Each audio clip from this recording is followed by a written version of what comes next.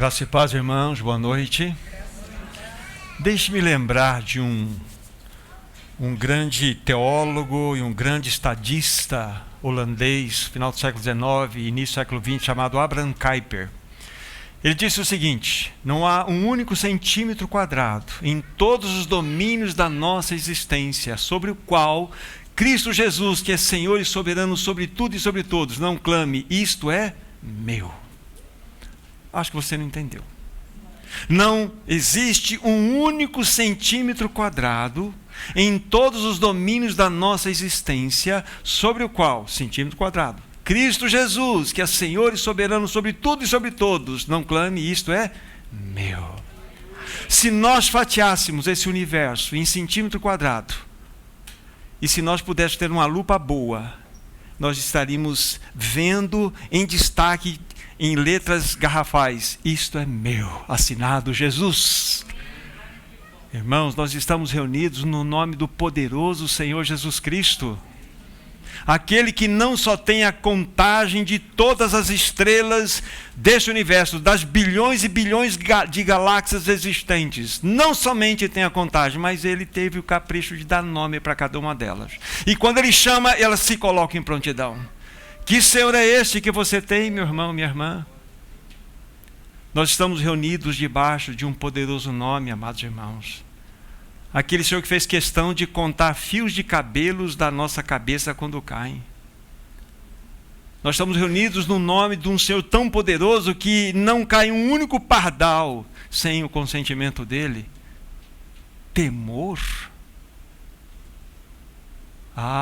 Vamos confiar nesse Senhor, que Ele cuida da nossa vida, Ele cuida da nossa existência, Ele cuida das nossas aflições.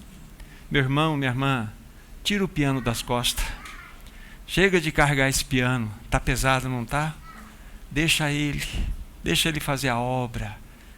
Ele traz as marcas do seu santo corpo, marcas de amor que pela eternidade Ele as carregará, em sinal de grande amor por nós.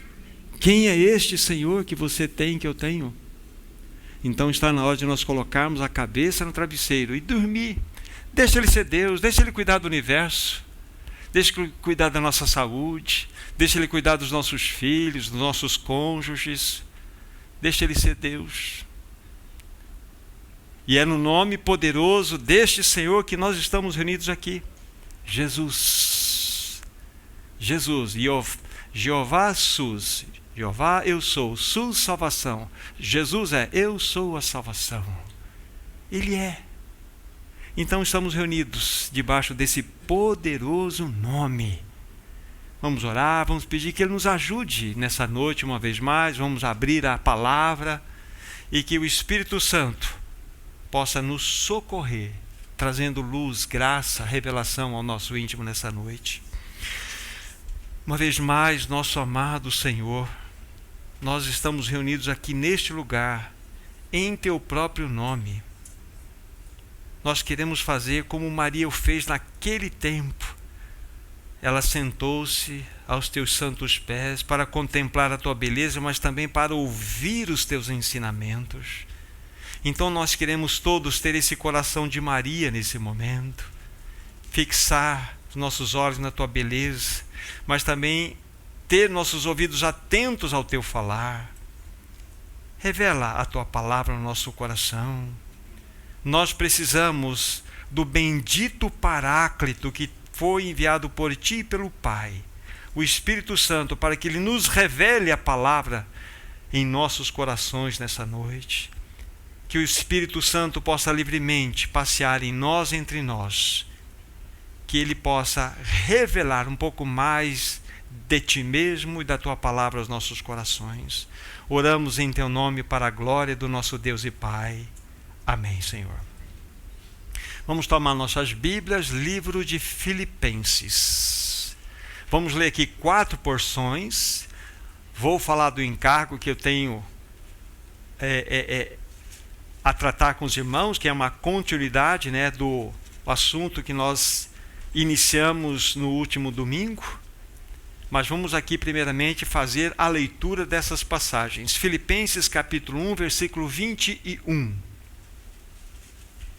A palavra de Deus diz assim: porquanto para mim o viver é Cristo e o morrer é lucro.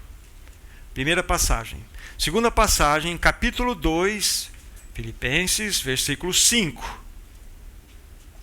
Tende em vós o mesmo sentimento que houve também em Cristo Jesus. Terceira menção, terceira passagem, Filipenses 3, verso 14. Prossigo para o alvo, para o prêmio da soberana vocação de Deus em Cristo Jesus. E por fim, a última menção, Filipenses 4, versículo 13. Tudo posso naquele que me fortalece. Então nós temos essas 4 leituras até o momento para nós. Qual é o encargo? O livro de Filipenses é a experiência cristã. Na realidade, esse é o nosso segundo encontro. Nós iniciamos esta nova jornada, né, de estudos dos livros da Bíblia, né, semana passada, introduzindo aí alguns aspectos muito interessantes sobre essa tão maravilhosa carta. Nós vimos, né, os vários detalhes que compõem a história dessa carta. Vimos que o apóstolo Paulo, quando a escreveu, ele estava numa prisão em Roma. A sua segunda prisão, ele estava vindo de um aprisionamento já lá de Cesareia de Filipos, onde ele cumpriu 2 anos de prisão. Aí ele vem em Roma, fica mais 2 anos, somando 4 anos de aprisionamento. E nesses 2 anos, especificamente em Roma, ele vai escrever esta carta juntamente com outras 3, que eu mencionei na semana passada, né? Além dessa, Efésios, Colossenses e uma pessoal chamada Filemon. E, segundo os estudiosos, são as cartas mais elevadas que nós temos no Novo Testamento. Cartas preciosíssimas. Rapidamente falando, fiz alguns destaques, né, da importância de cada uma dessas cartas. Sendo que essa aqui, que nós estamos nos detendo, fala-nos da experiência cristã normal. Algo extremamente prático que nós estamos estudando com os irmãos. Aquela carta que ele escreveu aos irmãos em Éfeso, tinha como objetivo mostrar a igreja como o corpo de Cristo, sendo ele o cabeça. Só que Colossenses mostra o seguinte, mostra-nos a evidência de que Cristo é o cabeça do corpo. Efésios evidencia a igreja como corpo, sendo ele o cabeça, mas Colossenses evidencia Cristo como cabeça do corpo. Então é interessante nós entendermos ali, se vocês compararem o número de versículos que há em Efésios e Colossenses, vocês vão encontrar 75 versículos que são versículos irmãos, que são basicamente quase que a recitação do próprio apóstolo Paulo em cartas diferentes. E a carta a Filemon, aquela carta pessoal, que tem aquela história daquele escravo chamado Onésimo, conforme nós falamos na semana passada. Então, extremamente riquíssimas essas cartas, essas 3, mais esta pessoal do apóstolo Paulo. Então nós vimos que quando Paulo escreve essa carta, ele estava nessa situação, anos 61, 62, aproximadamente, né, da nossa era, pouquinho antes daquilo que aconteceu, né, em Roma, né, que foi o grande incêndio, e Nero colocou toda a culpa sobre os cristãos. Isso nós já falamos numa outra oportunidade para vocês. Mas é interessante mostrarmos também o que foi falado, que Filipos foi a primeira cidade europeia que foi visitada pelo Evangelho. E nós vemos como que de maneira miraculosa Deus movimentou todo, vamos dizer assim, todo o seu reino, todo o processo na vida do apóstolo Paulo e seus companheiros, para que eles pudessem ser dirigidos, especificamente, né, Silas, até Filipos. Vimos vários outros detalhes assim muito importantes que depois vale a pena os irmãos repassarem por aquilo que nós falamos, né? Esse livro lindo fala-nos, como eu estava falando, da experiência cristã normal do cristão. E nós vimos em alguns destaques, eu quero fazer algumas observações apenas, citando que o apóstolo Paulo tinha uma absoluta convicção de que ele era escravo de Cristo.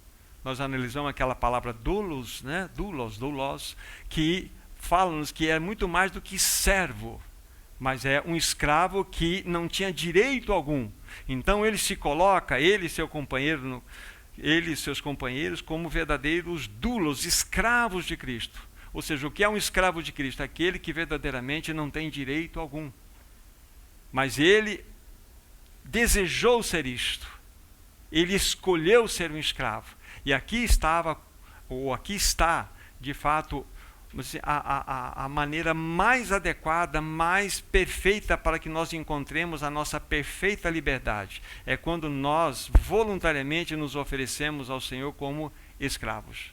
Quer ser uma pessoa livre? Torne-se escrava de Cristo. Aqui está a sua alforria. Aqui está a sua carta perfeita de alforria. Seja um escravo de Cristo Jesus. Essa maravilha. Então ele apresentou-se como verdadeiro escravo de Cristo. Ele oferecia ao seu Senhor uma obediência total e inquestionável. Falamos também que ele tinha, além desse espírito de escravo em relação a Cristo, ele tinha um espírito de intercessor, bem como também um espírito de peregrino e forasteiro, conforme nós vimos na semana passada. Isso lembrando apenas alguns detalhes para que nós possamos avançar naquilo que vamos trabalhar nesta noite para com os irmãos. Disse para vocês que quando nós concluímos o estudo semana passada, que nós iríamos dividir esse livro em 4 sessões. Nós temos 4 capítulos e nós iríamos dividi-lo em 4 sessões para que melhor nós pudéssemos compreender. Falei para vocês que existem várias formas de nós estudarmos as cartas, e uma delas é essa que nós estamos aplicando aqui. Tá? É uma forma que eu penso ser bastante adequada para que nós possamos ganhar, por exemplo, muito do Espírito Santo para que essas realidades sejam aplicadas em nossas vidas. Então, o livro tem 4 capítulos, cada capítulo uma sessão. Agora, o que falta-me aqui fazer para vocês é dar um título para cada sessão. Então, nós temos 4 capítulos, 4 sessões. Agora eu quero mostrar para vocês, diante daqueles versículos que nós acabamos de ler, eu vou colocar um título na frente. E vocês vão perceber, vão construir aqui algo no coração que vai ficar fácil para vocês estudarem depois. Vocês se lembram que há pouco eu li para vocês Filipenses 1:21. Lá está escrito assim: para mim o viver é Cristo e o morrer é lucro. Então vocês vão colocar o seguinte título aqui. Estamos na primeira sessão, primeiro capítulo. Cristo é a minha vida. Simples assim. Tudo começa aqui. Cristo é a minha vida. Apenas vou me deter nos nomes, depois nós vamos desenvolver aí os nossos pensamentos.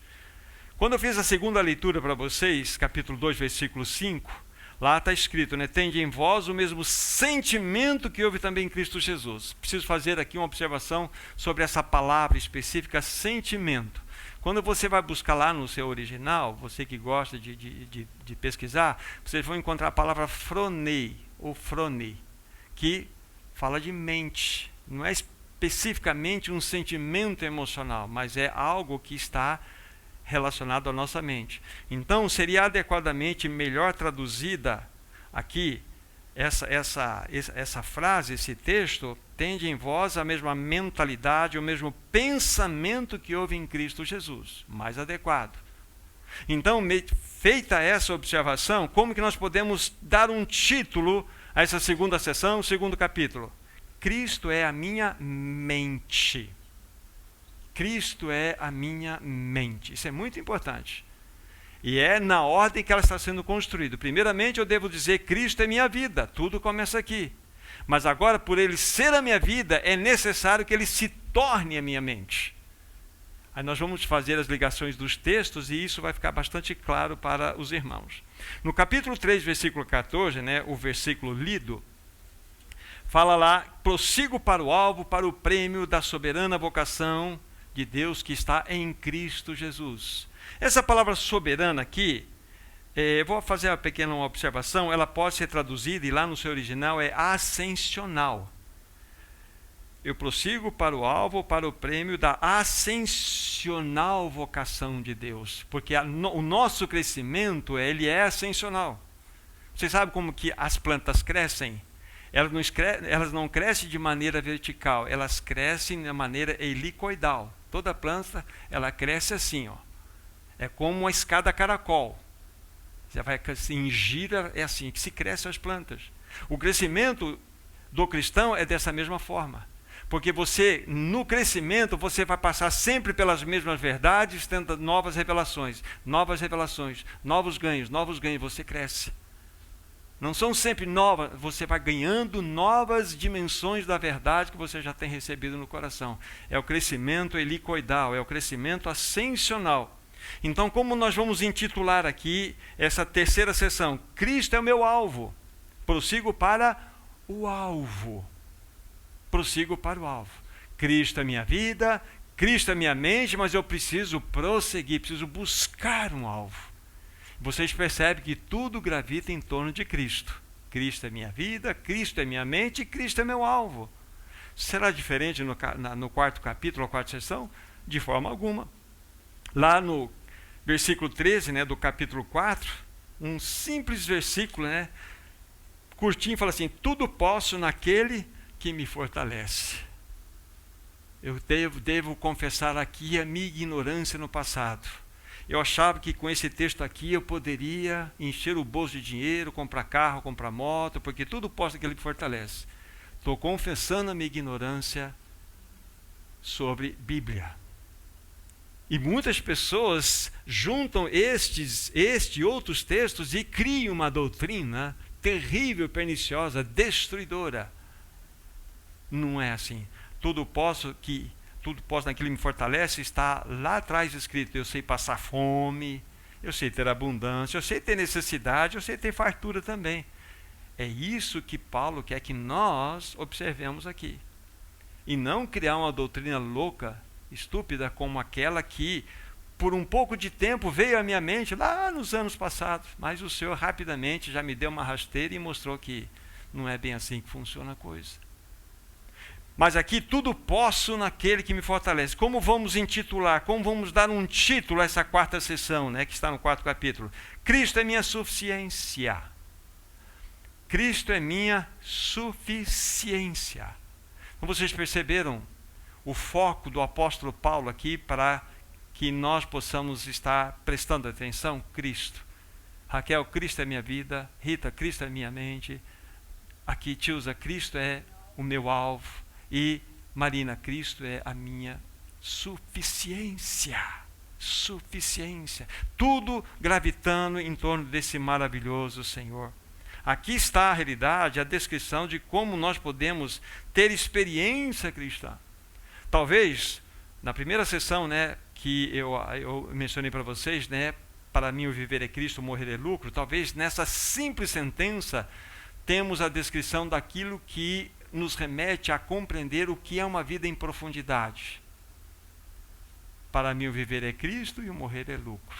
Se nós pensarmos no desdobramento do que isso significa, vamos compreender verdadeiramente o que é uma vida em profundidade. E nesta noite, o que nós vamos fazer? O que nós vamos fazer nessa noite? Nós vamos fazer uma apresentação geral de cada sessão. E nos outros encontros, aí nós vamos considerar com detalhes cada uma delas. Mas assim como na introdução da carta que nós fizemos a semana passada, nós tivemos vários ensinos bem práticos, muito oportunos, eu creio que não será diferente também nessa noite, ainda que será uma apresentação em linhas gerais. Então voltem aí no capítulo 1, versículo 21. Vamos fazer aqui uma pequena exposição, ou traçar um pequeno pensamento sobre essa primeira sessão que tem como título Cristo é a minha vida. Eu tenho certeza, da maneira como a gente está fazendo, fica fácil para os meus irmãos depois estudarem, anotarem, acrescentarem todas essas verdades, né? Então, Cristo é a minha vida. Para mim, o viver é Cristo, o morrer é lucro. A primeira observação que eu faço aqui, introdutória para vocês, é que quando o apóstolo Paulo, ele fala essas palavras tão poderosas, vocês observaram que ele tinha um coração de mártir. Se para ele o morrer é lucro, então nós devemos perguntar: mas Paulo, o que você quer nos dizer com isto? Paulo tinha um coração de mártir. Ele não se pertencia mais. Isso é impressionante. Vocês se lembram que está escrito lá em Atos 1, versículo 8. Mas é lógico que vocês se lembram. Você lembra da promessa? E recebereis poder ao descer sobre vós o Espírito Santo, e ser-me-eis minhas testemunhas, tanto em Jerusalém, Judeia, Samaria e os confins da terra. Essa palavra testemunhas, sabe qual é a etimologia dela? Martus ou marturos, mártir. Vocês serão meus mártires. A gente pensa que ser testemunha, né, é uma coisa diferente disso. É algo impressionante. Fomos chamados exatamente para ser estes mártires de Jesus Cristo. Então Paulo tinha claro no seu coração que para ele o viver era Cristo, o morrer era lucro. Gente, isso é maravilhoso. É maravilhoso. Conforme nós já havíamos considerado na semana passada, o versículo 23, daquele desejo de partir. Vocês se lembram quando nós fizemos a observação? O que é o desejo de partir? Essa pequena expressão significa: eu quero levantar o meu acampamento. Eu quero desmontar o meu acampamento e seguir rumo ao meu lar celestial. Essa é a ideia do desejo de partir. Então Paulo sabia muito bem aquilo que ele cria, que professava, o que gerava descanso no seu coração. Ele disse, né, ele vai dizer: olha, para mim era muito melhor estar com meu Senhor, mas por vossa causa eu preciso ficar por aqui. Que coração é este? Nós somos tão agarrados aqui, né? Eu falo, eu sou tão agarrado a esse mundo. Aí nós precisamos ter um espírito de trigo e não um espírito de joio. Joio e trigo, no determinado momento, são absolutamente iguais e quase que você não consegue perceber as diferenças. Mas quando chega no momento da maturação, o trigo, ele inclina, não é isso? Mais do que isso acontece. As suas raízes naturalmente vão se desprendendo da terra. É fácil colher o trigo. Mas o joio, que é igualzinho na sua aparência, ele não maturou, ele não vai frutificar. Então acontece que ele sobe ereto e as suas raízes se agarram à terra. Nós devemos ter espírito de trigo nesse mundo. Então não só a frutificação é importante para nós, mas o desapego a este mundo era exatamente aquilo que o apóstolo Paulo experimentava. É por isso que ele dizia com tanta segurança: eu preciso levantar a barraca, eu preciso desmontar a barraca, o meu acampamento e seguir em rumo ao meu lar celestial. Que Senhor é este? Então, quando nós olhamos para o apóstolo Paulo, dizendo-nos essas palavras, isso faz com que nós, de fato, consideremos no nosso coração. Paulo tinha um espírito, um coração de mártir. Mártir. Agora, dentro dessa primeira sessão, nós vamos considerar 4 marcas que evidenciam claramente que Cristo é, de fato, a minha vida. Ou podemos colocar na primeira pessoa do plural a nossa vida. Vou fazer só a menção para vocês, né? A menção para vocês. Então, qual seria a primeira marca que evidencia que Cristo é sua vida? Tenha absoluta certeza, e nós vamos ver os textos depois, o teu temperamento será afetado. O teu temperamento será afetado. Isso é extremamente importante e significativo para nós. O nosso avanço espiritual é medido por nossas reações e não por nossas ações. Quando nós agimos, nós planejamos, nós desejamos, nós trazemos à mesa aquilo que nós desejamos fazer. Isso é o agir. Mas o reagir é quando eu estou sendo confrontado. Verdadeiramente eu manifesto o que eu tenho dentro de mim. Então você e eu somos conhecidos não pelas nossas ações e o nosso modo de planejar, mas pelas nossas reações. Então as reações são extremamente importantes, isso está diretamente ligado ao nosso temperamento. Então, se eu digo que Cristo é minha vida, então necessariamente o meu temperamento começa a ser trabalhado. É que a gente vê na vida do apóstolo Paulo, de Pedro, de Tiago, de João, ao longo da sua jornada, quem eram eles do começo, em quem se tornaram. Ou seja, eles foram sendo trabalhados. E é assim com cada um de nós. É fundamental. Então, a primeira marca que evidencia que, de fato, Cristo é a minha vida, ou a nossa vida, é que o nosso temperamento está sendo afetado. E nós vamos ver depois os versos, os textos que vão nos ajudar a encontrar isso dentro do livro de Filipenses. A segunda marca que evidencia que Cristo verdadeiramente é a minha vida é que os meus interesses foram tocados também. Quais são os meus interesses? Que tipo de labuta eu estou tendo na minha vida? Qual tipo de ação, projeto que eu estou tendo na minha existência? São os interesses que verdadeiramente são tocados, é que nos mostram, evidenciam que verdadeiramente Cristo está agindo em mim. Os interesses são verdadeiramente tocados, sim. Mas há uma terceira marca que vai trazer uma evidência clara de que Cristo é a minha ou a nossa vida. A minha segurança, ela é afetada. E quando eu tenho a absoluta certeza que a minha segurança está afetada, eu vou colocar a cabeça no travesseiro. Você está seguro em quê? O que te dá segurança? O que te faz você descansar? O que te faz você colocar a cabeça no travesseiro e dormir? Onde está a nossa segurança? Quando nós olhamos um mundo em polvorosa, um mundo que está em erupção, um mundo que está sofrendo uma mudança cataclísmica, onde está a nossa segurança? A nossa segurança, ela deve estar unicamente no Senhor, naquele que, em todos os domínios da existência do homem, ele tem o seu poder soberano controlando todas as coisas. Deus não perdeu o controle de absolutamente nada nesse universo. Ele está no comando. E nós precisamos colocar então nossos rostos em terra e falar: Senhor, a minha segurança está em Ti. Então, é hora de nós colocarmos a cabeça no travesseiro e dormir. E deixar Deus ser Deus. Deus governar esse universo. Ele não perdeu o controle da nossa existência. Ele não perdeu o controle de nada.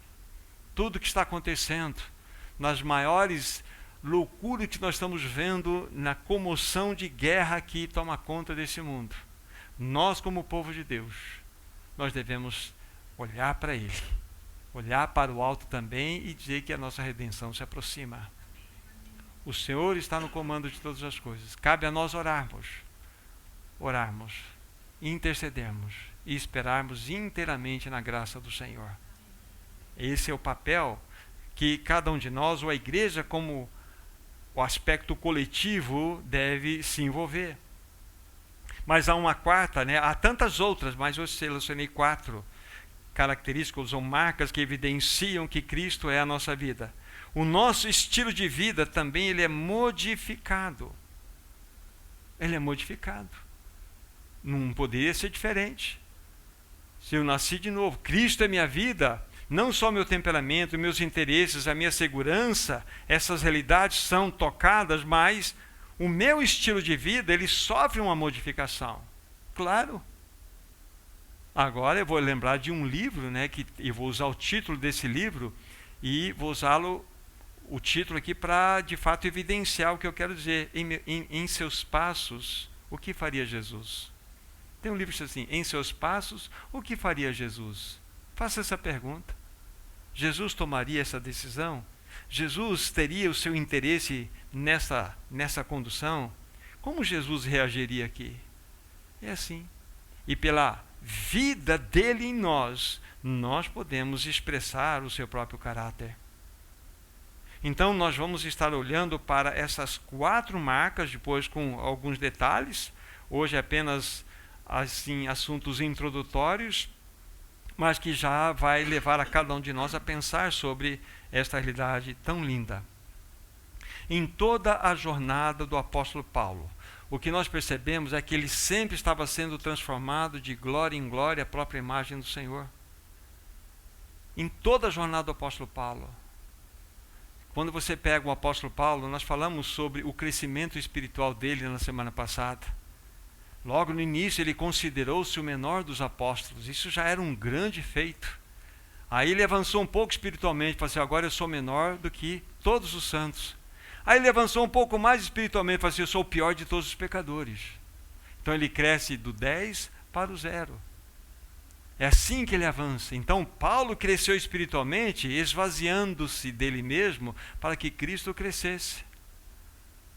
Então é impressionante. Quando a gente lê, por exemplo, eu particularmente gosto muito de olhar para o apóstolo Paulo, em especial na carta, a segunda carta que ele escreve ao Timóteo. Para mim, uma das cartas mais emocionantes que nós temos na Bíblia. Não tem como ler aquela carta com o coração e não chorar.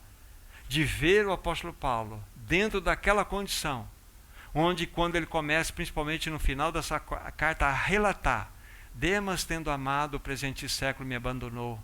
Alexandre Latoeiro me causou grandes males. Ele vai colocando as lutas. Na minha primeira defesa, ninguém se levantou a meu favor, mas Deus estava comigo. Que isso não seja lhe contado em conta. Traga-me a capa, traga-me os pergaminhos. Porque estava frio naquela prisão, né? Naquele calabouço, Mamertina. Estava sofrendo. Aí Paulo, verdadeiramente, ele vai falar, olha, eu combati o bom combate, né? eu completei a minha carreira, eu guardei a fé.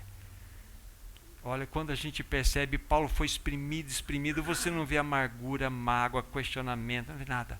Você vê um homem completamente desprendido dele mesmo, um homem que é caracterizado como um soldado que voltou do fronte, todo machucado, todo arrebentado, mas com palavras de louvor e gratidão no coração.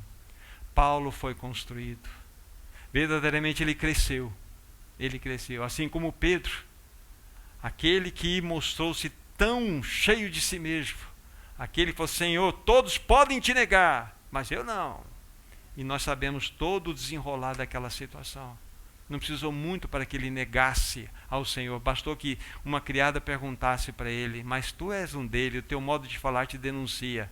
Não, começou a praguejar, jogar praga, e aquele cruzar de olhar, conforme Lucas fala, né, de Jesus com Pedro. E se cruzaram, pá, e o galo cantou. E a Bíblia fala que Pedro, saindo dali, chorou amargamente.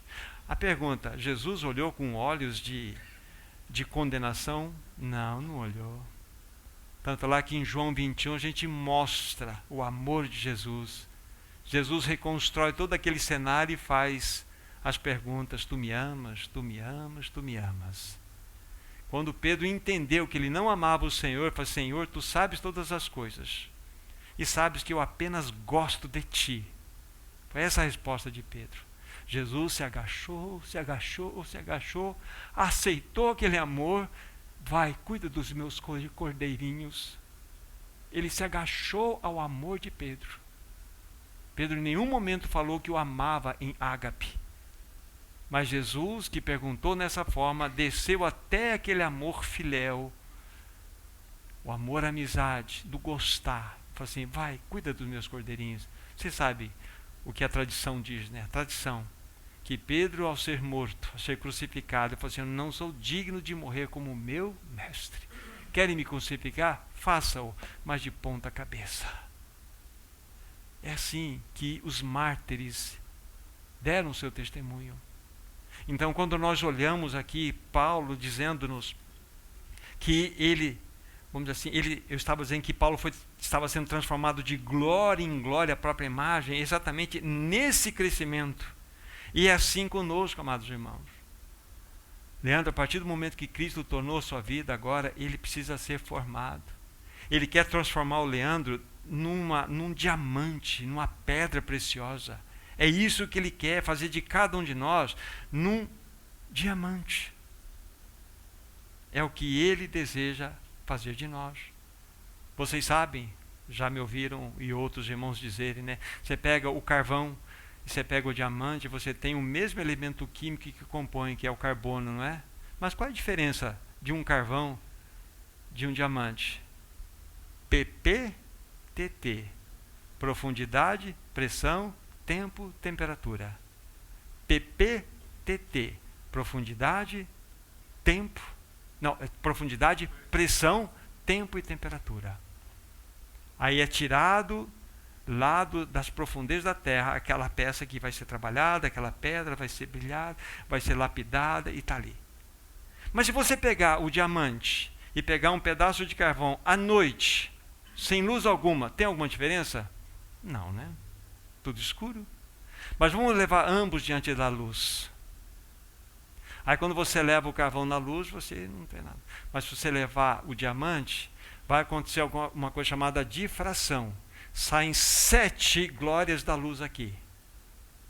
A glória da luz é manifestada quando o sol incide os raios sobre o diamante. Saem as 7 cores, que são a glória da luz.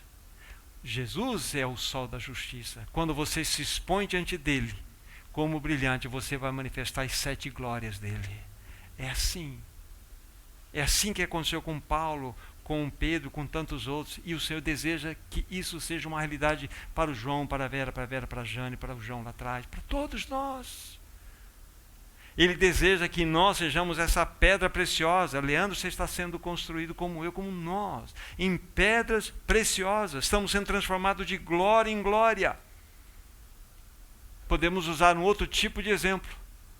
Tem muito cristão por aí banhado a ouro, muito cristão dourado, mas que quando chega a chama do fogo, não sobra nada, porque é banhado a ouro. Por fora é tudo douradinho, tudo bonitinho, né? Mas vem a pressão, revela. Gente, o Senhor está fazendo de nós pedras preciosas, nos tornando em metais preciosos.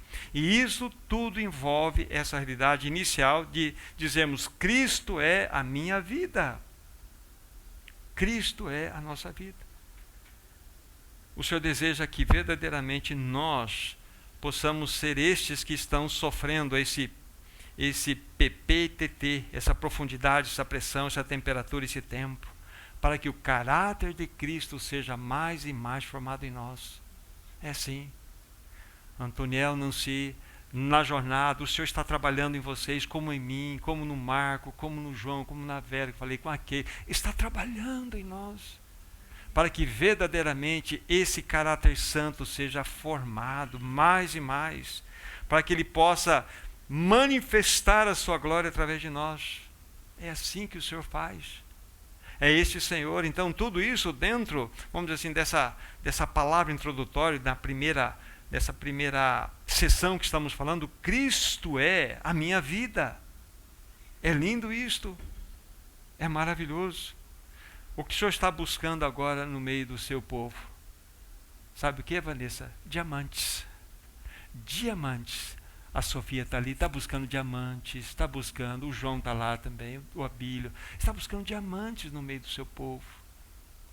Mas para que nós possamos ser tornados em pedras preciosas, é necessário que estas realidades aconteçam.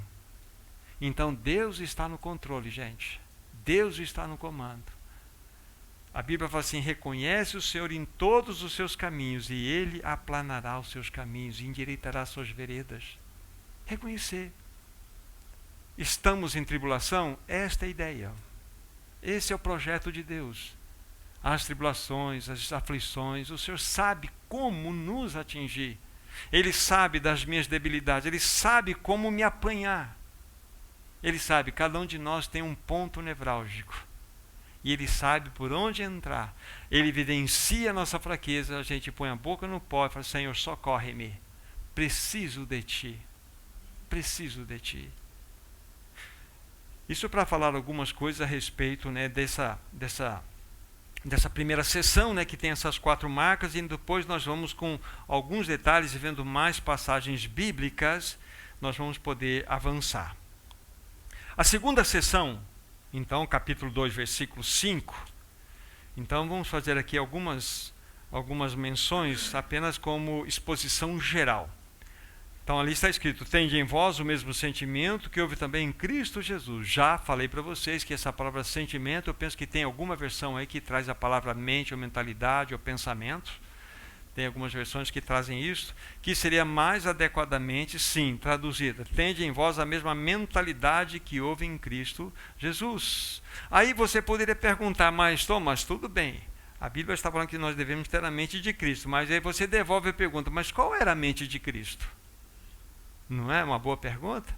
Eu tenho a mente de Cristo. Aliás, um parênteses, lá em 1 Coríntios está escrito assim: mas nós temos a mente de Cristo. Isso é lindo, sabe por quê? O que significa quando a Bíblia fala que a igreja tem a mente de Cristo? Cristo é o único absoluto, é aquele que se basta, aquele que tem toda a plenitude. Mas nós somos membros do corpo de Cristo. Então, aquilo que o Senhor tem dado para o Sérgio, não deu para mim. Então eu preciso do Sérgio. Aquilo que o Senhor deu para o Jota, ele não deu para mim, então eu preciso do Jota. E o Jota precisa de mim. Aquilo que foi dado para o Wagner não foi dado para mim. Então você percebe a necessidade do corpo de Cristo? Então o corpo de Cristo, quando ele anda junto, então aí se constrói a unidade. Suficiente só Cristo. Então nós precisamos um dos outros. Nós precisamos que os irmãos nos ajudem, nós precisamos ajudar os irmãos. Qual é a perspectiva que o Senhor tem dado a você? Eu não tinha visto assim. Puxa, irmão, que bênção. Mas eu não tinha visto assim também. E nós vamos somando. Então, por isso que nós temos a mente de Cristo. Isso é maravilhoso. Saber que nós fazemos parte de uma realidade. Então, fechando o parêntese aqui, então nós falei um pouco mais em linhas gerais sobre essa questão da mente de Cristo. Mas perguntando aqui, voltando para isso, mas qual era a mente de Cristo? Sabe qual era? Mente de cruz. Aí você fala: mas mente de cruz, o que significa isso? Porque na sequência da leitura do capítulo 2 de Filipenses, nós lemos o versículo 5, então vejam: tende em vós o mesmo pensamento que houve em Cristo Jesus. E o que aconteceu com ele? Ele, subsistindo em forma de Deus, não julgou como usurpação ser igual a Deus, antes a si mesmo se esvaziou, assumindo a forma de servo, tornando-se em semelhança de homens, e reconhecido em figura humana, a si mesmo se humilhou, a mulher, e vai até. Você percebe Cristo descendo? Ele foi descendo, mente de cruz. Eu vim do céu não para fazer a minha vontade, mas a do meu Pai que me enviou.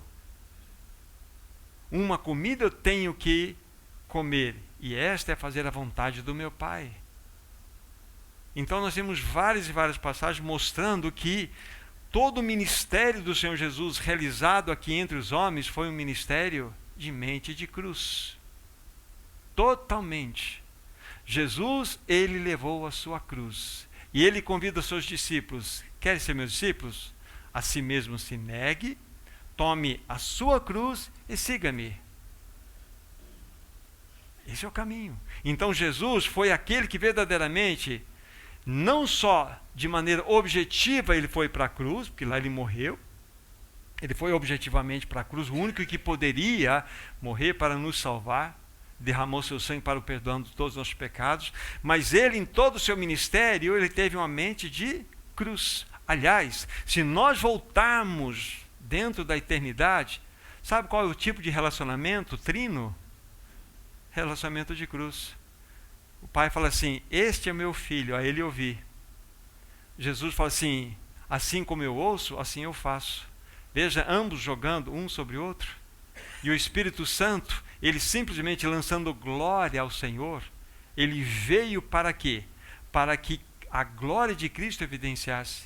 Ele não veio falar de si mesmo, ele veio falar de Cristo. Isto é mente de cruz. Qual o tipo de realidade celestial? Exatamente esse. É o movimento da vida de que o outro está na frente. Isso é cruz. Então Cristo viveu de maneira tal que ele levou verdadeiramente por toda parte a cruz. E depois, objetivamente, lá no Calvário ele morreu para realizar a obra de redenção. Entende? Então, quando nós falamos aqui, Ter a mente de Cristo é termos a mente de cruz. É a única forma de nós nos tornarmos discípulos do Senhor.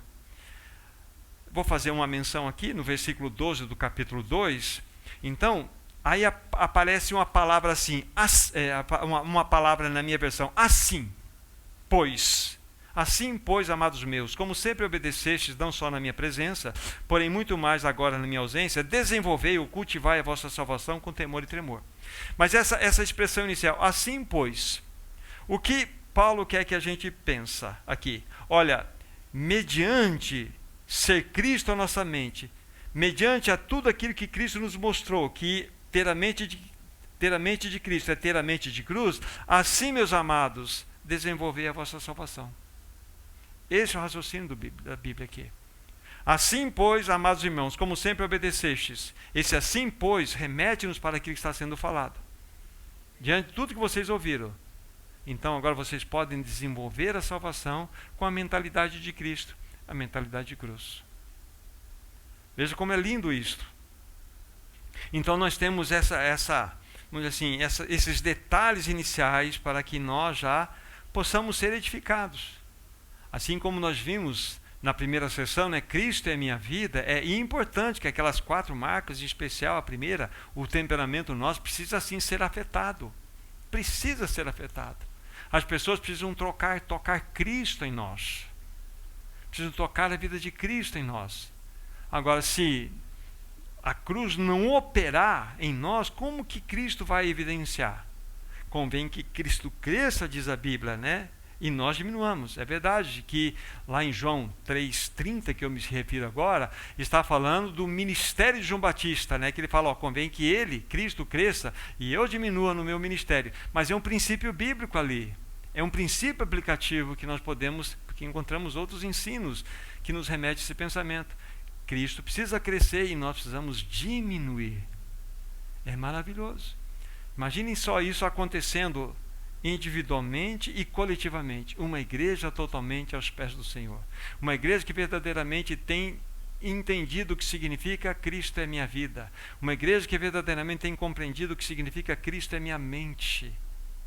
E que se dedica. Olha que testemunho lindo nós vamos dar. É assim. Então, isso é para que nós entendamos. Depois nós vamos estar buscando textos como Romanos 12, 1, 8. Que vai nos falar lá que nós precisamos, versículo 2 em específico, né, sermos transformados pela renovação da nossa mente para podermos compreender a vontade de Deus. Então, para que nós possamos compreender a vontade de Deus, é necessário que a nossa mente seja transformada. Capítulo 12 de Romanos. Mas se você voltar os capítulos anteriores de Romanos, até o capítulo 8 em específico, nós temos toda a obra da justificação do homem. Toda a obra da salvação, falam da nossa justificação, falam da nossa inclusão no corpo de Cristo, falam da nossa batalha espiritual, fala da vida do Espírito, um monte de coisa. Mas no capítulo 12 fala assim que nós devemos ter a mente transformada. Então, é exatamente porque nós temos Cristo como a nossa vida, é que então nós entramos nessa escola da renovação da nossa mente. É o raciocínio de Filipenses. Primeiro, Cristo é a minha vida. Agora precisa Cristo se tornar a minha mente. Então, porque Cristo é a sua vida, você precisa ter a sua mente renovada. Então, é perfeitamente possível que uma nova criatura tenha a vida de Cristo, ainda seja governada por uma mente caída. Isso é possível. E muitos de nós podemos usar a nossa mentalidade caída para tentar governar a vida de Cristo. É uma confusão doida. E nós precisamos, então, entender que o Senhor quer que nós verifiquemos isso com mais precisão, mais perto, né, para que entendamos o caminho. Então, nós já falamos, Cristo é a minha vida, Cristo é a minha mente. Vamos para, então, a terceira sessão, né, colocando assim em linhas de apresentação apenas. Capítulo 3, versículo 13, já lido, mas está aqui na minha frente. Prossigo para o alvo, para o prêmio da soberana vocação de Deus em Cristo Jesus. Então, Agora, Paulo está dizendo que eu necessito prosseguir para o alvo. Eu tenho um alvo para o prêmio da ascensional vocação, né, a palavra soberana aqui, de Deus em Cristo Jesus. Então vocês percebem, nós começamos em Cristo, nós fomos para Cristo para ser transformado nossa mente, mas nós temos como alvo Cristo. Vocês se lembram quando o povo hebreu estava cativo no Egito, 430 anos? Então, foram enviadas aquelas 10 pragas, a última praga era a morte dos primogênitos. Então foi ordenado que um cordeiro fosse imolado e toda aquela composição, sangue colocado na verga, nos umbrais, e quando o anjo da morte passasse lá à noite, onde tivesse sangue, não haveria a morte dos primogênitos, correto? Então ali nos fala de uma obra da redenção, nos fala de Cristo ali, fala-nos, né? Então tá, é a primeira expressão. Então, agora, qual era o objetivo de Deus tirar o povo hebreu do cativeiro egípcio? Então, através de Moisés, é tirado o povo hebreu, saiu da parte do Egito. Deus não falou assim, bom, agora vocês estão livres, né? Então, siga o rumo. Siga em frente, veja o que vocês podem fazer. Não foi isso. Olha, vocês vão para uma terra que eu tenho preparado para vocês, terra de Canaã. E sabe o que Canaã fala? Da plenitude de Cristo. Então eles saem de Cristo e vão para Cristo. Estudar o livro por exemplo, de Josué sempre tem que ser casado com o livro de Efésios. Aí nós temos uma revelação mais adequada de tudo aquilo que envolve. Fala de batalha espiritual. Eles saem para entrar em Canaã, a terra prometida, a terra que emanava leite e mel, a terra maravilhosa. Não é? Mas chegaram lá e encontraram gigantes, encontraram um monte de dificuldade. É assim a história da nossa jornada. Então nós saímos de Cristo, mas nós estamos indo para Cristo. Essa é a ideia. A plenitude de Cristo. Então nós prosseguimos para um alvo, nós estamos indo ascensionalmente, aí obedecendo esse processo de crescimento. Bem pertinho aí no capítulo 3 que nós estamos, veja o versículo 8, apenas o versículo 8, apenas um detalhe que eu quero chamar para vocês aqui. Sim, deveras considero tudo como perda, por causa da sublimidade do conhecimento de Cristo Jesus, meu Senhor, por amor do qual perdi todas as coisas e considero como refúgio para ganhar a Cristo. Esse é um texto que nós precisamos parar e perguntar. Paulo, quando ele diz essas palavras, eu considero tudo como perda por causa da sublimidade do conhecimento de Cristo Jesus. Primeira pergunta que você tem que fazer, mas Paulo, Paulo, quero fazer uma pergunta, Paulo. Mas que conhecimento é esse, Paulo? Que conhecimento é esse que você está tendo de Cristo Jesus, a sublimidade do conhecimento? Será que é um conhecimento informativo? É um conhecimento intelectual sobre Cristo? Não. Paulo tinha um conhecimento experimental. Paulo tinha um conhecimento pessoal com Cristo. Paulo já tinha tocado a sua natureza perfeita, 100% homem, 100% Deus. Paulo já tinha tocado os atributos de Cristo. Paulo já tinha tocado toda a obra de Cristo. Paulo já tinha tocado não só o aspecto da vergonha, do opróbrio de Cristo, mas Paulo tinha tocado a glória de Cristo. Paulo já tinha contemplado a ascensão de Cristo, a glorificação de Cristo. Então aquilo como que exprimia o coração dele e falava assim, olha, eu considero tudo como perda por causa da sublimidade do conhecimento de Cristo Jesus. Esse conhecimento que nós precisamos ter. É um conhecimento onde nós vamos vislumbrar esse Cristo maravilhoso. Por que nós não crescemos, apesar da nossa cabeça ter uma tonelada de informação? Nós continuamos com as mesmas picuinhas, com as mesmas chatices, nós não avançamos. Por quê?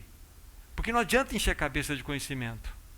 Nós precisamos ter pelo menos umas 10 gramas de experiência com Cristo. Aí o que vai acontecer? Você vai se derramar como Paulo. Olha, eu considero tudo como perda para o conhecimento desse Cristo maravilhoso. Eu considero como refúgio todas as coisas para ganhar a Cristo. Esse conhecimento, essa vida. Agora, se nós não investirmos, nós não buscarmos o Senhor, nós vamos encher a cabeça de conhecimento. Então não é encher a nossa mente de informações. Não estou fazendo apologia contra o estudo, pelo contrário, quero que vocês se derramem sobre a palavra. E eu sou um dos que incentivo vocês para cada estudo de uma carta como esta. Estou nos ombros agora de um irmão chamado Austin Sparks. Ele falou assim: você quer que a carta comece a conversar com você? Leia no mínimo 30 vezes. 30 vezes. Eu falei: seu Austin, o senhor está brincando comigo, né? 10 está bom? Na opinião dele, não. Mas, irmão, nós somos relapsos, né? A gente quer saber, quer receber, vamos pegando, quer nem beijar fora, um pouquinho aqui, um pouquinho ali, um pouquinho lá. Mas se nós não nos dedicarmos, seremos sempre cristãos como somos. Cristãos, já ouviram falar? Ouçam de novo: pato. O pato anda mais ou menos, nada mais ou menos e voa mais ou menos, né? Então, cristão é pato. Não sai do lugar. O Senhor não quer isso, Ele quer que nós avancemos, Ele quer que nós, de fato, experimentemos, Ele quer que nós tenhamos um alvo, que nós busquemos. Ele quer que nós experimentemos uma vida além do véu. O que é uma vida além do véu? É quando você, como Paulo aqui, ele rasgou o véu do seu entendimento carnal e entrou e viu a Cristo. Ele contemplou a beleza de Cristo. Você nunca mais será o mesmo quando você tiver uma comunhão gloriosa com Cristo. Então nós precisamos nos dedicar, buscar a face do Senhor, sair dessa esfera de acomodação que nós nos encontramos para avançarmos, para que realmente tenhamos uma carreira ascensional, uma carreira que é além do véu. Agora, se eu considero algo maior do que Cristo em minha vida, então ele sempre vai cair em segundo lugar. Então o Senhor espera pacientemente que nós o coloquemos em primeiro lugar. Então, quanto tempo você e eu temos dedicado aí a meditar na palavra? Separe um tempo, busque a face do Senhor, ore diante dele, para que ele fale ao seu coração. Então busque na palavra. Olha que lindo isso. Então, dentro dessa terceira sessão, né, Cristo é o meu alvo, Cristo é nosso alvo, na primeira pessoa do plural, isso é maravilhoso. Fala-nos do progresso cristão, fala-nos de uma vida ascensional. Para passarmos para o quarto e último ponto, né, a última sessão, ainda permitam-me dizer algo que muito tempo eu coloquei para os irmãos daqueles que estavam presentes aqui. Se Deus chegasse aqui agora, chegasse aqui e falasse assim: olha, eu vim buscar algo aqui no meio de vocês. O que ele buscaria em nós? O que ele queria, ou o que ele desejaria no seu coração encontrar em mim, em nós, como corpo de Cristo? Seu filho. Eu quero ver o meu filho. Quanto do meu filho está no Lucas? Quanto do meu filho está no Rodrigo? Quanto do meu filho está no Caio? Quanto está do meu filho no Marquinhos? Quanto está do meu filho no Zé? Quanto? Quanto? Você sabe que Hebreus, nós não sabemos a autoria, tem várias possibilidades, mas quando aqueles irmãos receberam aquela carta, e tem aquela exortação lá dentro do capítulo 5, né? Olha, pelo tempo decorrido, vocês deveriam ser mestres, mas outra vez é necessário que eu lhe dê leitinho para vocês. Aí você fala: esses crentes aí trabalharam pelos 20 anos, 30 anos de jornada. Não, 6 a 7 anos no máximo. E já recebem uma palavra de exortação daquele nível. Vocês já deveriam ser mestres. Quantos anos você tem de jornada? Não fala não. Quantos anos? Quantos anos eu tenho de jornada? E estamos patinando, não saímos do lugar? Deveríamos ser mestres. E outra vez necessitamos de leitinho. É uma palavra de exortação para nós. Então o Senhor quer que nós avancemos, quer que nós prossigamos, para que mais de Cristo seja formado em nós. Por fim, a quarta e última sessão, né, capítulo 4, versículo 13, conforme já fizemos a leitura. Lembrando que nós estamos fazendo uma introdução, né, das 4 sessões que vamos trabalhar depois com detalhes. Então, tudo posso naquele que me fortalece. Então, Paulo ele fecha o seu pensamento aqui dentro dessa perspectiva de estudo que estamos fazendo, e nós nominamos aqui, né, demos um título: Cristo é a minha suficiência. Cristo é meu tudo, Cristo é minha suficiência. Aqui está. Então, Cristo é tudo aquilo que nós necessitamos. Tudo, tudo. Coloque seus olhos novamente aqui no capítulo 4, versículo 11 e 12, né, os versículos anteriores aqui. Então, Paulo, quando ele está escrevendo essa carta, lembre-se, ele está numa prisão. Ele vai dizer isso: digo isto, estas coisas, não por causa da pobreza, porque eu aprendi a viver contente em toda e qualquer situação, tanto sei estar humilhado, como também ser honrado. E de tudo, em todas as circunstâncias, já tenho experiência, tanto de fartura como de fome, assim de abundância como de escassez. Aí então ele conclui: tudo posso naquele que me fortalece. Olha só, que coisa mais linda. E é impressionante, só para vocês verem como que ele encerra essa carta. Veja o versículo 19. Versículo 19. E o meu Deus, segundo a sua riqueza em glória, há de suprir em Cristo Jesus cada uma das vossas necessidades. Paulo está preso, dizendo que ele aprendeu todas as coisas, e olha a confiança que ele expressa no seu Deus maravilhoso. Que ele, esse Deus supridor, na pessoa de Cristo, iria derramar todas as bênçãos naqueles irmãos, ou sobre aqueles irmãos. Tudo posso naquele que me fortalece. Que Senhor é este? Então aqui fala-nos de realmente Cristo é a nossa suficiência. Então quando a gente estica um fio de ouro aqui, sendo a primeira sessão, o primeiro capítulo, né? Cristo é minha vida, depois Cristo é minha mente, Cristo é meu alvo, Cristo é minha suficiência. Saímos de Cristo, fomos para Cristo. Esta é a realidade. Esse é o crescimento espiritual. É exatamente esta realidade que Paulo quer nos apresentar, lembrando que nessa perspectiva que está sendo aplicado aqui o estudo da palavra. Tá? Agora, a gente percebeu, né, que tudo gravita em torno dessa realidade. Né? A gente percebe que o que nós iremos fazer tem um cunho muito real de praticidade. Como que isso pode ser real, palpável na minha vida, no meu dia a dia? Aquelas irmãs que ainda gostam de lavar louça, lavando a louça, né? Aqueles irmãos que trabalham, como que isso pode ser real? Como que Cristo pode ser visto, né, em cada um de nós? Como que Cristo pode ser tocado? Quando o Abílio está negociando lá, como que Cristo pode ser visto no Abílio? Como que Cristo pode ser tocado no Abílio? Não é? Vanessa servindo lá no seu trabalho, como que Cristo pode ser visto nela? Esse é o ponto. Na Chica, como que Cristo pode ser visto na Chica? Não é? Cristo precisa ser visto em nós. Essa é a grande questão, é muito prática. A gente vai ver que, na realidade, o que Paulo tem como objetivo é, de fato, mostrar que essa carta nos remete para uma experiência cristã normal. Normal. Então, a vida de Cristo é e deve necessariamente ser demonstrável. Nós precisamos exalar um perfume que não é nosso, uma reação que não é nossa. É Cristo. É Cristo.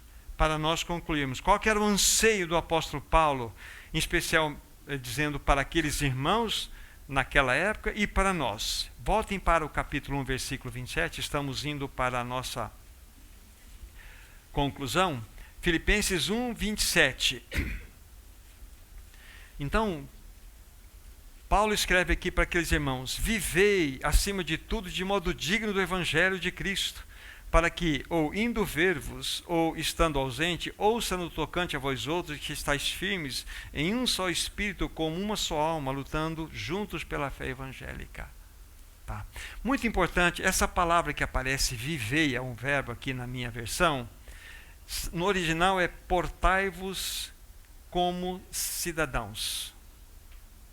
Portai-vos como cidadãos. Aí você pergunta, mas como portai-vos como cidadãos? Que tipo de cidadãos? Deixa o dedo aqui e vamos para o capítulo 3, versículo 20. Aqui está a resposta. Pois a nossa pátria está nos céus, de onde também aguardamos o Salvador, o Senhor Jesus Cristo. A nossa pátria. Essa palavra pátria é cidadania. A nossa cidadania está nos céus, de onde aguardamos também o Salvador, o Senhor Jesus Cristo. Então, voltando para o capítulo 1, versículo 27, portai-vos como cidadãos celestiais. A nossa cidadania é celestial. Por que Paulo escreveu de modo muito específico isso, de modo proposital aos irmãos em Filipos? Porque, como vocês ouviram, Filipos era uma colônia romana. Eles se vangloriavam de ser uma mini-Roma lá. Toda a lei, toda a configuração, as construções, tinham um cunho totalmente romano. E eles tinham um orgulho muito grande, os moradores de Filipos, de serem romanos. Então, Paulo, que estava escrevendo para que eles, então, esses irmãos, impactassem aqueles cidadãos romanos com a cidadania celestial que eles iriam expressar. Essa era a ideia do apóstolo Paulo também. Não, vocês vão se portar como verdadeiro cidadão aí, não esse cidadão romano, mas cidadão celestial. De tal forma que, ou estando junto, ou não estando, eu posso ter a certeza que estou ouvindo que vocês estão firmes em um só espírito, numa só alma, lutando juntos pela fé evangélica. Essa é a nossa missão. Aqui está, vivemos como cidadãos celestiais. Para onde quer que nós possamos ir, nós temos que manifestar isto. Então esse é o grande objetivo de Paulo escrever essa carta àqueles irmãos, ou pelo menos esse trecho, para que aqueles irmãos então pudessem viver de tal forma que aqueles cidadãos, aqueles moradores em Filipos seriam impactados. Aí é a palavra. Então, irmãos, nós devemos impactar a sociedade. A sociedade precisa ver em nós algo diferente. Precisa ver em nós que nós fazemos parte de uma realidade espiritual, que nós fazemos parte, sabe, de uma cidadania celestial. E isso, então, Filipenses vai nos ajudar. Cristo é minha vida, Cristo é minha mente, Cristo é meu alvo, Cristo é minha suficiência. Quando nós gravitarmos em torno dessa realidade, nós vamos avançar. E verdadeiramente, então nós vamos, de fato, impactar a sociedade na qual nós participamos. Simples assim. Então nós precisamos que o Espírito Santo nos socorra, nos ajude. Eu encorajo vocês, são 104 versículos, a lerem. Lerem uma vez, lerem duas vezes, uma vez por dia que você lê, isso é tão rápido essa carta. Veja um momento adequado e vai alimentando seu coração. Você vai perceber que ao longo do tempo a palavra começa a conversar com o teu coração. Assim como foi com as outras cartas que nós estudamos. Então que o Senhor nos ajude. No próximo encontro, o Senhor nos permitindo, nós vamos avançar, então vamos nos deter na primeira sessão, com alguns poucos mais detalhes dados hoje, para que nós possamos, passo a passo, avançar. Vamos orar? Nosso querido Senhor, nós te damos muitas graças. Que verdadeiramente a tua palavra tenha caído em corações receptivos. Que ela realmente possa prosperar e produzir aqueles frutos, conforme nós lemos na tua própria palavra, que sejam frutos que possam vindicar a 100, a 60 e a 30 por um. Senhor, queremos produzir para a tua própria glória. Que a tua palavra venha ao encontro e dê encontro aos nossos corações. Abençoe a cada irmão, cada irmã, cada família aqui representada. Fala-nos, pois o teu povo deseja te ouvir. Guarda-nos nessa semana. Seja aquele que se constitua a nossa vanguarda, aquele que vai diante de nós, mas também seja a nossa retaguarda, aquele que nos protege. Mas também queremos as tuas mãos sobre nós. Proteja o teu povo, guia o teu povo, guarda-o debaixo do teu poderoso nome. Nós oramos no teu precioso nome, para a glória de Deus Pai. Amém, Senhor. Amém. Amém.